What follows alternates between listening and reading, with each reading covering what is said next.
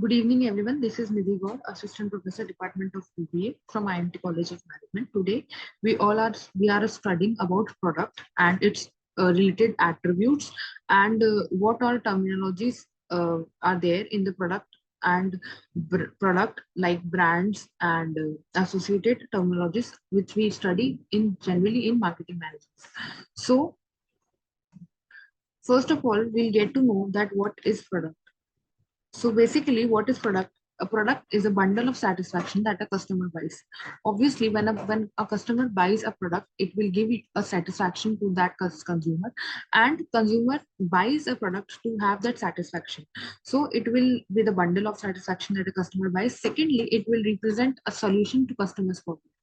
All the problems of the customer will be solved when he or she will buy a product, and the problem will be resolved by using that product. Now, in this diagram, we can see that there are three levels of product, which is core product, augmented products, and the formal product or the actual product. The core product are the core ingredients of that product and or the core benefits the product is providing to the consumer. For example, health drink. For example, hair oil. It will boost your hair. So the core benefit you are providing here is the boosting of hairs. So core product, and then the augmented product, that will be the added benefits which you are providing along with the product. For example, installation. For example, delivery. For example, after sale service. For example, guarantees and warranties. So these are added benefits you are providing to the customer with that core product. So it will be known as the augmented product. And the actual product, which means which you can see physically, that is the design, the styling, the color, the packaging of that product, the quality of the product, that will be known as the actual product. Next, what is product mix? So product mix is the number of products carried by a firm at a given point of time, is called as product mix. So all the products, whatever products you are providing to the consumer in the market, so all the number of products which you are carrying to which you are carrying and providing to the consumers, it will be known as product mix. And what is product line? So it refers to a group of products clubbed together by virtue of satisfying a particular class of needs and having similar characteristics, and will be distributed through the same channels and possessing common physical or technical characteristics.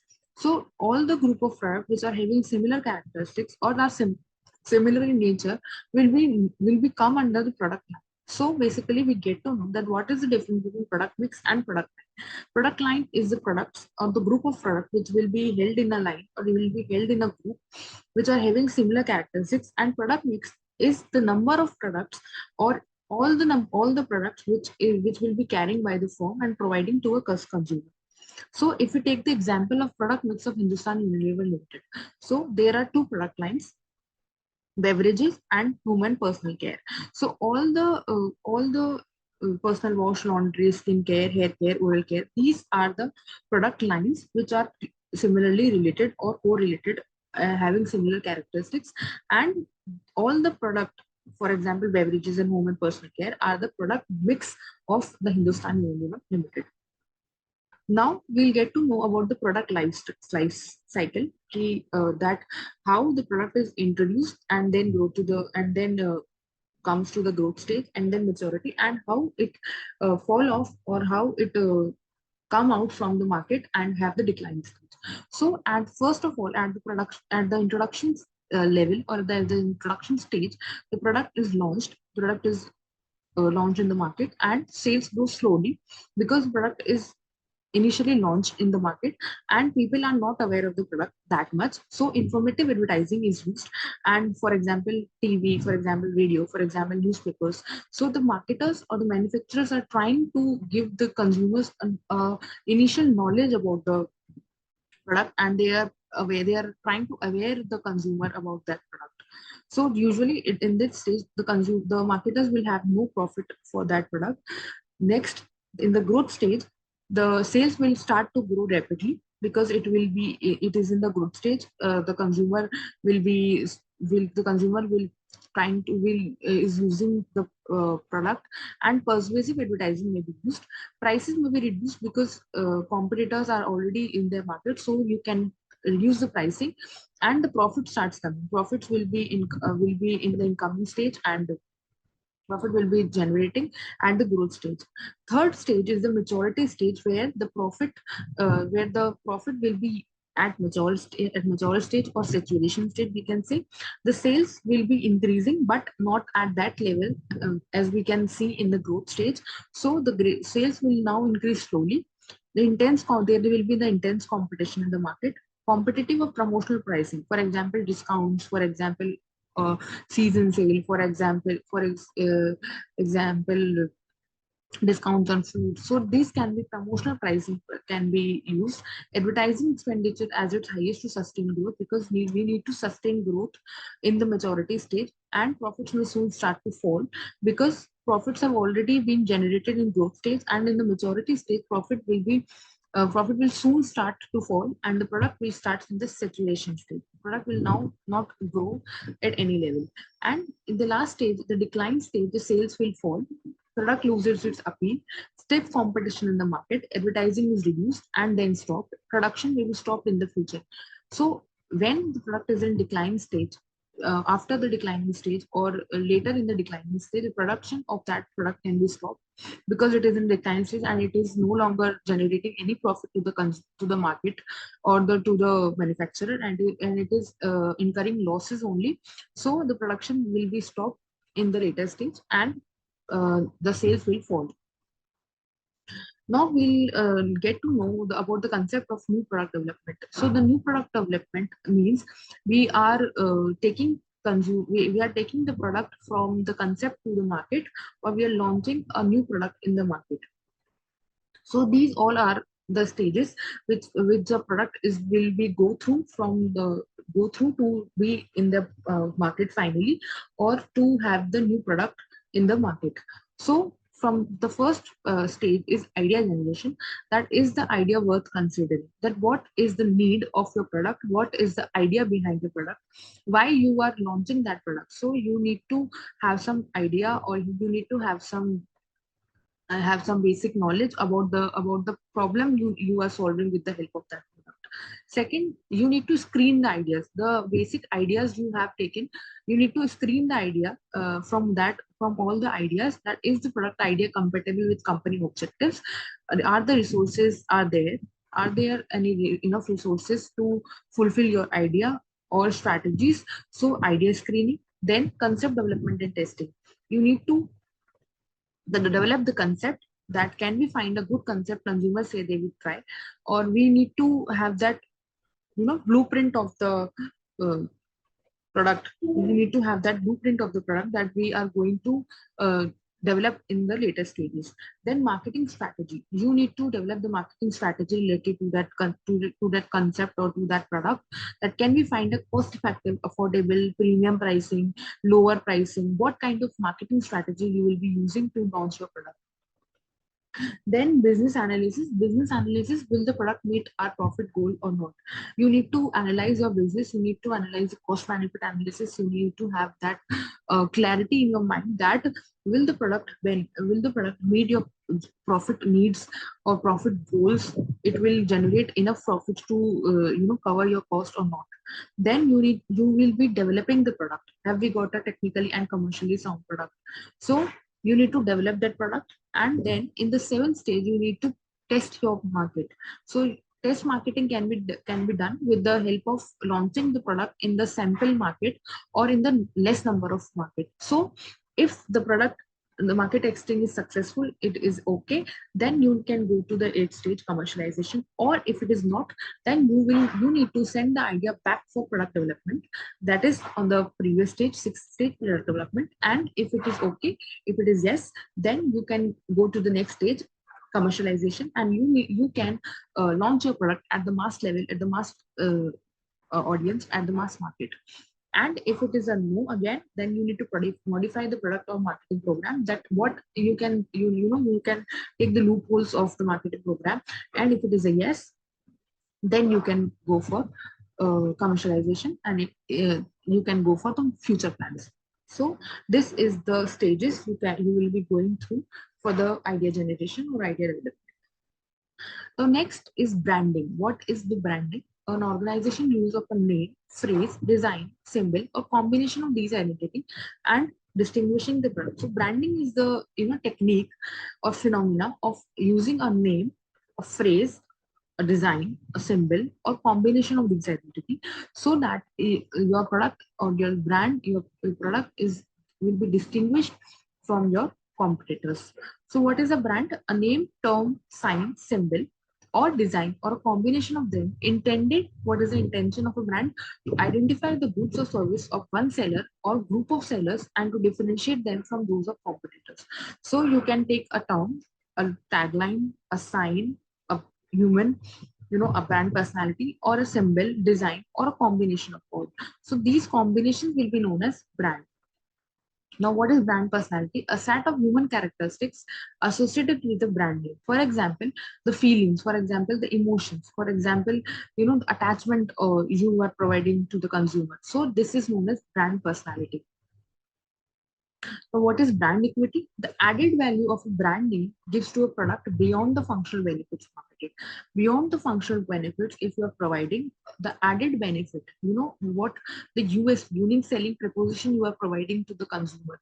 So brand equity is the image you are creating in your consumer's mind that he will give any cost or he will give any premium amount to buy your product.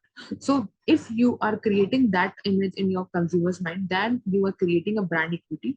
So you are creating a goodwill. So the goodwill of your brand is known as brand equity. What are the advantages of brand equity? It will provide a competitive advantage. Competitive advantage is what advantage you are carrying over your competitors. So it will provide a competitive advantage because consumer will anyhow purchase your product at any given price. Consumers are often willing to pay a higher price for a product with high brand equity. The products which are having a higher brand equity, the consumers will willing to pay a higher price. For example, iPhone. So consumers are willing to pay any premium pricing for that product because it is creating a higher brand equity. So brand equity in this instance is represented by the premium a consumer will pay for one brand over another when the functional benefits are identical. So if the functional benefits are identical, for example, consumers are preferring Samsung over Vivo or Oppo. So functional benefits are identical, but consumer is paying premium pricing for that product because the brand equity has been well established and Samsung has already created a good brand equity in the image of consumers. Now, how will you create the brand equity? So first of all, the brand awareness. Brand awareness is who are you? I mean, who are you? The basic knowledge about your brand, the basic information about your brand. So you need to give the brand awareness of your product to the consumer. Then brand performance and brand imagery. That what are you? What are you will be given by brand performance? How good the performance of the brand and how good the image is brand, how good the brand image is in the consumer's mind. Then what about you? What about you? It will be given by the consumer judgment. So consumer judgment or the consumer feeling will give you the knowledge that how consumers feel or how consumers judge about the brand, and uh, the knowledge will be given. For example, if you want to know a brand equity of any product, then you will get to know about that product from the consumer, from the other consumers feeling or the other consumer judgment of that brand. So what are you or what about you will be provided by the consumer judgment. And the last is consumer brand connection, the relationship between you or the relationship between the marketer and the consumer. So this will how a pyramid will follow, and this will how you will create a brand equity in the consumer's mind. Now, picking a good brand name. Picking a good brand name is very important for a brand, for a company, for a corporate, because a good brand name should be easy to pronounce. Good brand name should be easy to memorize. A good brand name should be distinctive. It should suggest the product benefits. It should suggest what is product all about, and it should not harm the emotions of any the specific group of market, a specific group of people. It should be simple, it should be emotional. So a good brand name basically should be such like that it is easily accessible, it is easily reachable to the consumer, and it is easily memorable, distinctive, positive. There should be no regular or no legal or regulatory restrictions over the brand name. It should be have a favorable phonetic and semantic association in the languages. So it should be very simple. It should be relatable. It should be reachable. The consumer should instinctively, immediately memorize the your brand name. So that is all. Now, what branding strategies you can use? That multi-product branding. Multi-product branding is family branding or corporate branding. For example, you are starting a new product with the name of similar brand. So, if you are launching a product under a same brand, so it is known as multi-product branding. That is family branding or corporate branding. Now, secondly, if you are starting launching a new brand in your corporate, so it is known as multi-branding. That you are starting a new brand which is dissimilar, which is unfamiliar to the already existing brand. Then private branding, and then mixed branding, which is mixed of all brands. Now, packaging. The last topic of the today's class or today's lecture is packaging. Packaging, it refers to any container. Basically, packaging is packing your product in any container or mm, in any tool which will be offered for sale and on which label information is conveyed. Label information means it is labeled, it is properly labeled. Information is written over your package, over your packaging. So what is a label? Label is an integral part of the package and typically identifies the product or brand, who made it, where and when it was made, how it is to be used the product, and package contains an ingredients. So a label is the product or brand and who made it, who will be the manufacturer of the product, where it is manufactured, when it was made, when it will be expired, how it is to be used, the ingredients, the package content. So everything will be written on that package and that is known as labeling. Despite their cost, packaging and labeling are essential because both provide important benefits for manufacturer, retailer, and consumer. So, packaging along with labeling provides essential benefits to the consumers, to the retailer, and to the manufacturer. Packaging and labeling can provide a competitive advantage. Now, benefits of packaging and labeling. The benefits of packaging and labeling will be communication benefits. First of all, it is communicating your brand information. It is communicating your benefits. It is communicating where the product is manufactured, when it will be expired, how it is to be used, the ingredients. So basically, it is communicating about your product, that what your product is all about. Second, it is giving the functional benefits to the consumer. That what are the functions of wet product, as we have already discussed, that core product, augmented product, and of actual product. So packaging is giving all the benefits to the consumers. It is providing the core product, core benefits. It is providing the color, designing, labeling, quality. It is also giving the augmented products, for example, warranty. So all the functional benefits is provided to the consumer. Then perceptual benefits. The it is basically installing or establishing a perception about your product in the minds of the consumer. So perceptual benefits.